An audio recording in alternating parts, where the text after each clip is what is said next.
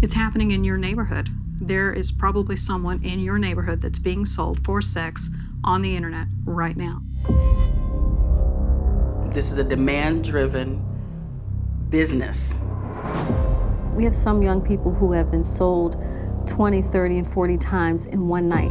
You can have a trafficked victim generating anywhere from $150,000 to $325,000 a year. The person that was buying me was the doctor, the lawyer, the clergyman. Always, almost always a husband. We would encourage them to get their friends to come on board with the lure of drugs, alcohol, and fast times. I didn't necessarily want to have sex for money, but I did want the drugs. Keeping someone dope sick as a means of keeping them compliant is horrific.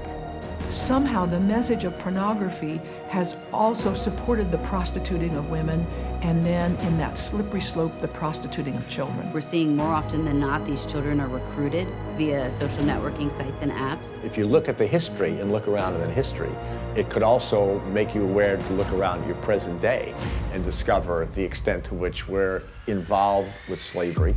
They are receiving $0 and 0 cents. Sometimes people don't even know they're being trafficked. The average victim that's forced into this lives only 7 years.